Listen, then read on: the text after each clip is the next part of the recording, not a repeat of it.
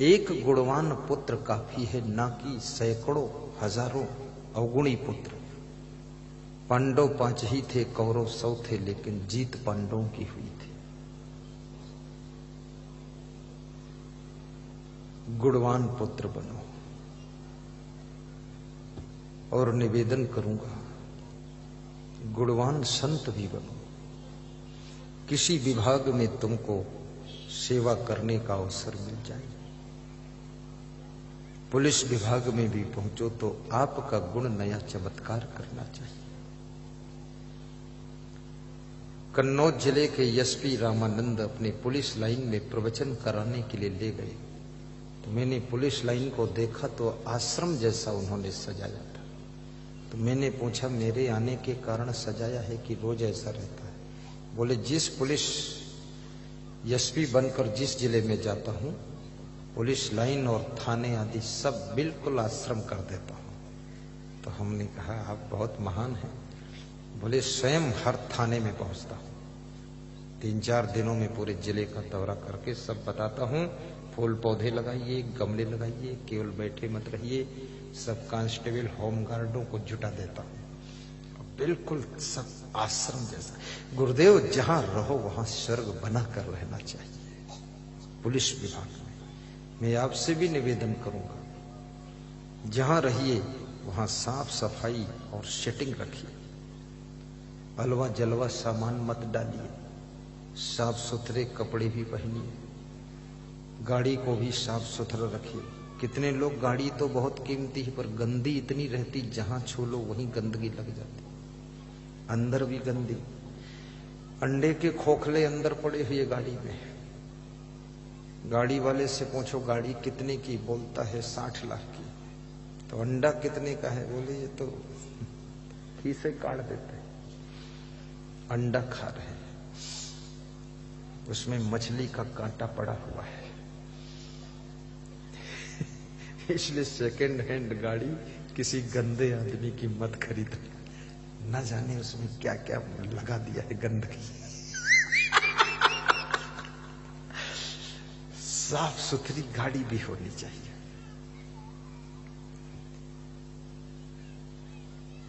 और मेरे गुरुदेव कहते हैं कि बाहर की सफाई बाहर का स्वर्ग है, घर की सफाई घर का स्वर्ग है, दिल की सफाई दिल का स्वर्ग है। और याद रखना, अपनी जिंदगी को साफ सुथरा रखना, ये अपनी जिंदगी का स्वर्ग है। जहां रहो वहां सफाई रखो। हमारी सरकार भी कहती है, एक कदम स्वच्छता की ओर। आज की तारीख में लोग थूकने से पहले सोचते हैं कहां थूकूं।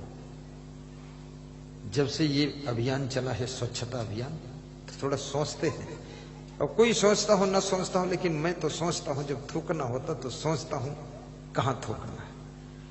लेकिन पहले लोग इतना भी नहीं सोचते थे कहां थूकना, जहां थूकना वहां थूक दिया, जहां तहां सब तहां थूक दिया।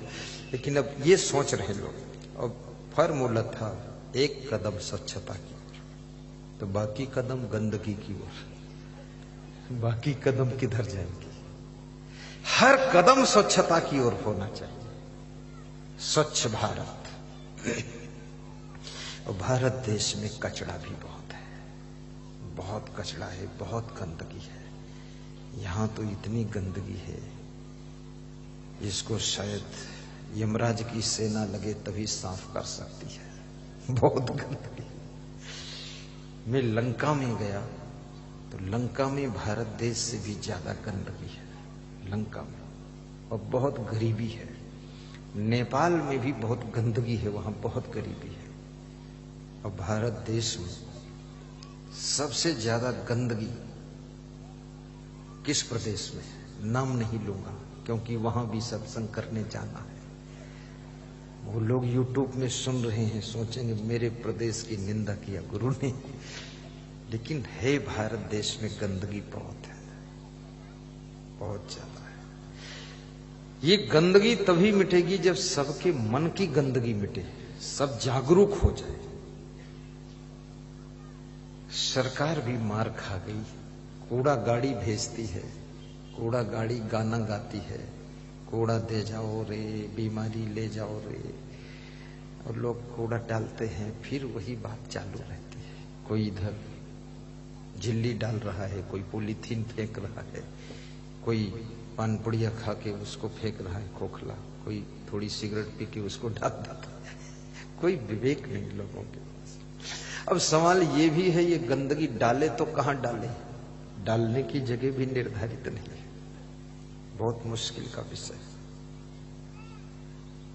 लेकिन इतना तो कर ही सकते हो कि अपना अपना घर, अपना अपना सामान, अपना अपना द्वार, अपने अपने कपड़े तो साफ ही करो, अपनी अपनी गाड़ी को साफ करो और खुद सावधान रहो, गंदगी मत फैलाओ। तो ये भारत देश जैसा, हिंदुस्तान देश जैसा विश्व में कोई देश नहीं है। हिंदुस्तान के नर नारियों जैसे कहीं नर नारी नहीं है। हिंदुस्तान प्रेम का स्थान है, सेवा का स्थान है। और जो चीज यहां मिलती है, मैं 8 देशों में गया हूं, मुझे कहीं नहीं मिली है जो अपने भारत देश में मिलती है। बहुत प्यारा देश है ये हिंदुस्तान। यहां जहां डाल डाल पर सोने की चिड़ियां करती रैन बसेरा, वो भारत देश है मेरा। धर्म हिंसा जहां सत्य का पग पग लगता डेरा, वो भारत देश है मेरा। भारत देश कोई साधारण देश नहीं। तो मैंने प्रवचन आज शुरू किया था, एक प्रसंग था कि भयम क्रोधम आलस्यम दीर्घ सुतता। 5वीं चीज, जिसके पास में आलस्य है उसकी उन्नति कभी नहीं हो सकती। आलसी व्यक्ति आगे नहीं बढ़ सकता, इसलिए आलस्य को भी हटाइए। आलस्य और अहंकार बड़े बाधक है। मैंने सुना है एक राजकुमार जंगल सैर करने गया और सैर करते करते रास्ता भटक गया, प्यास लगी, एक कुएं पर पहुंचा।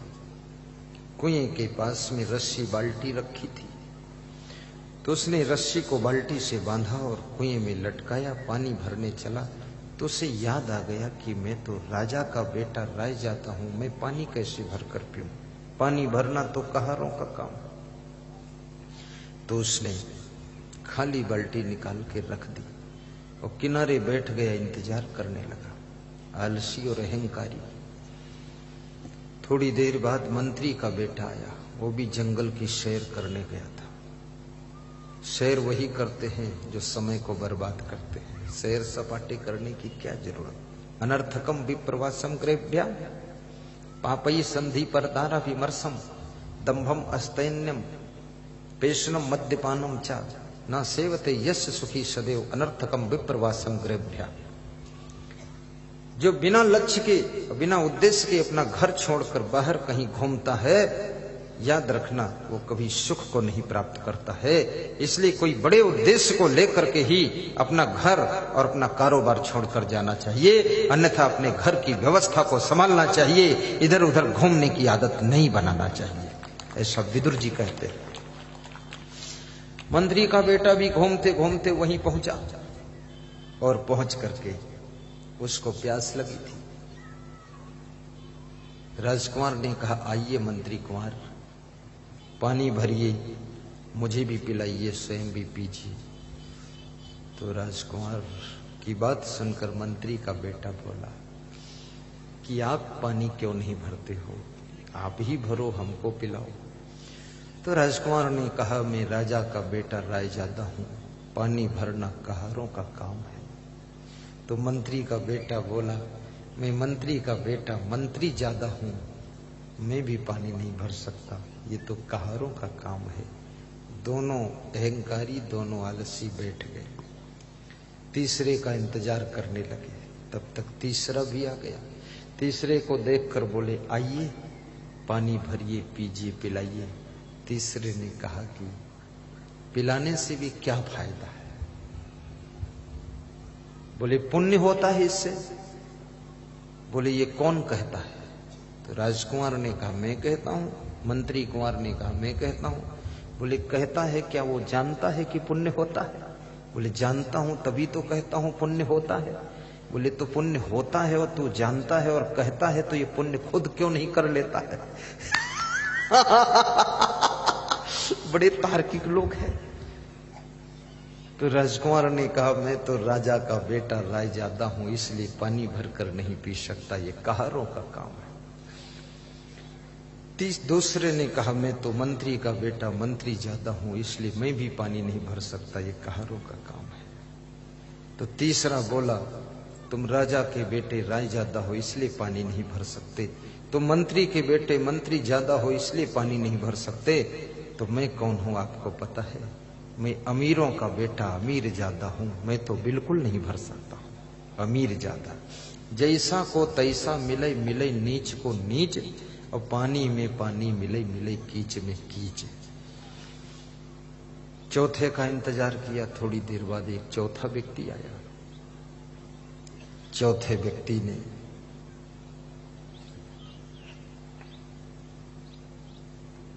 देखा 3 लोग लाइन में बैठे हुए हैं।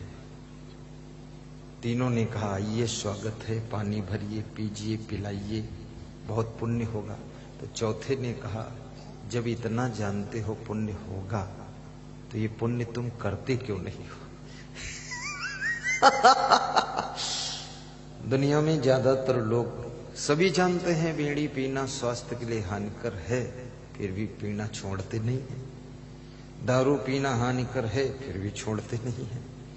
जानना और मानना दोनों में बहुत अंतर है। जानते सभी हैं गलत क्या है सही क्या है, ये पशु पक्षी भी जानते हैं, हित अनहित पशु पक्षी जाने, लेकिन मानते नहीं है, जानते सब है। तो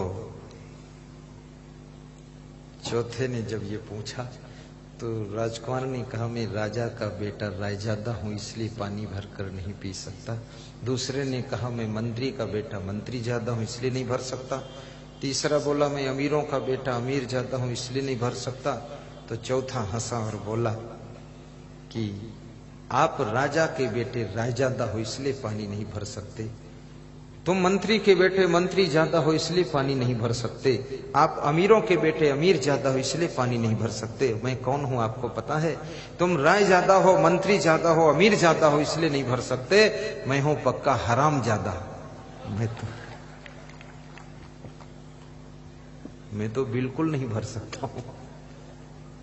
भरा रखा होगा तो हरामी आदमी लात मार के लुढ़का देगा। हराम ज्यादा। अब राय ज्यादा, मंत्री ज्यादा, अमीर ज्यादा को मिला हराम ज्यादा। जैसा को तैसा मिले, मिले कीच में कीच। नीच को नीच मिल गई। हराम ज्यादा ने क्या किया? बाल्टी उठाया, पानी भरा, पी लिया, और जो बाल्टी में पानी बचा तो लात की ठोकर मारकर बाल्टी लुढ़का दिया। बोला, मैं हराम ज्यादा हूं, मैं किसी को पिलाता नहीं हूं। जैसे को तैसा मिल गया। एक वेश्या ने जिंदगी भर कुकर्म किया, दुष्कर्म किया, भोग विलास करके, देह व्यापार करके धन कमाया। लास्ट में उसको थोड़ा भय लगा कि मैं तो नरक में जाऊंगी, इतना पाप की हूं। हजारों पुरुषों को भ्रष्ट किया, बर्बाद किया, हजारों घर तबाह कर डाले, तो कुछ पुण्य कर लो लास्ट में। तो उसको किसी ने प्रेरणा दे दिया कि तू भंडारा कर दे साधु संत का, उससे पुण्य हो जाएगा। तो वेश्या ने ऐलान कर दिया कि साधु संत का भंडारा है, लेकिन कोई साधु संत उसके यहाँ भंडारा खाने गया ही नहीं, हिम्मत ही नहीं किया। कौन जाए वेश्या के यहाँ खाने? जब कोई नहीं गया तो वेश्या फिर घर से निकली ढूंढने के लिए कि मैं साधु ढूंढूंगी, कहीं तो मिलेगा ही कोई साधु। बहुत ढूंढा तो एक साधु नदी के किनारे बैठा हुआ मिला। तो वेश्या ने निमंत्रण दिया कि आपको मेरा निमंत्रण है, स्वीकार कीजिए और आप जो है हमारे यहाँ 1 महीना भंडारा कीजिए। तो साधु ने कहा, तुम्हारा परिचय क्या है? तो वेश्या ने कहा, मैं वेश्या हूं, सत्य बोलूंगी, जिंदगी भर झूठ बोली हूं, पाप की हूं, लेकिन संत से सत्य बोलूंगी। मैं वेश्या हूं, भोगिनी हूं। तो साधु हंसा और बोला कि मैं तो समदर्शी हूं। साधु बोला, मैं तो समदर्शी हूं, न सती न वेश्या, जो करे भंडारा में खा लेता हूं। चलो, चला गया साधु। 1 महीना खीर पूड़ी हलवा का भंडारा चला। वो साधु खूब खाया और रोज दक्षिणा पाया। साधु खुश, वेश्या खुश कि हमारा पाप का धन पुण्य में लग गया, अब मैं भी तर जाऊंगी, नरक नहीं जाऊंगी। फिर वेश्या ने साधु से कहा कि साधु बाबा, इस गांव को आज इकट्ठा करते हैं, आपकी विदाई कर देते। बोले इकट्ठा कर लो। गांव भर इकट्ठा हुआ। वेश्या ने कहा मैंने भंडारा किया, महात्मा जी ने 1 महीने तक खाया पिया, आज इनकी विदाई है, भंडारा आज बंद हो जाएगा। तो वेश्या बोली 1 महीना पूरा हुआ महात्मा जी, 1 महीना पूरा हुआ, खाए खीर और खाण, मेरा भंडारा तो सफल हो गया महात्मा जी ना। तो महात्मा हंसा और बोला कि 1 महीना पूरा हुआ, खाए खीर और खाण, और जैसा धन तैसे गया, तुम वेश्या हम भाड़।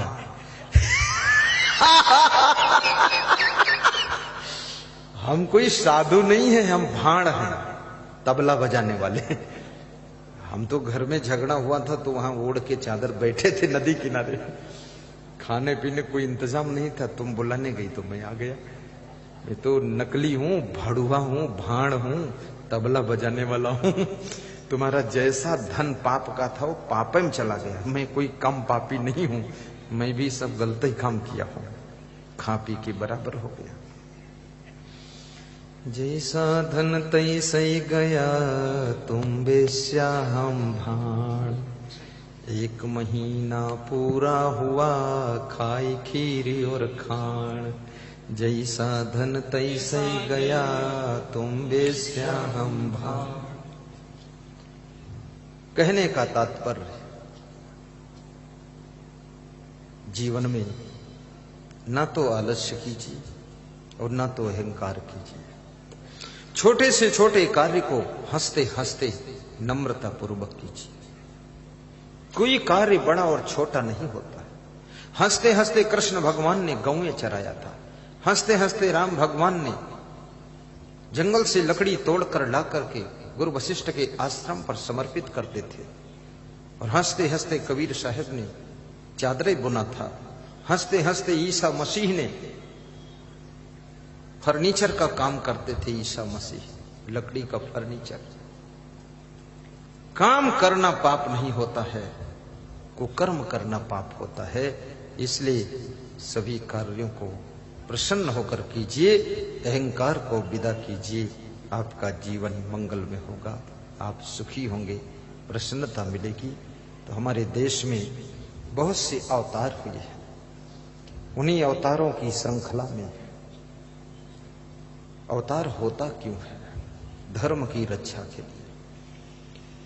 जब धर्म नष्ट होने लग जाता है, धर्म कमजोर होने लग जाता है, तो मनुष्य के रूप में कोई दिव्य आत्मा आकर के अवतार लेती है। कभी गृहस्थाश्रम में अवतार हो जाता है, कभी विरक्त आश्रम में अवतार होता है। जब जब हो ही धर्म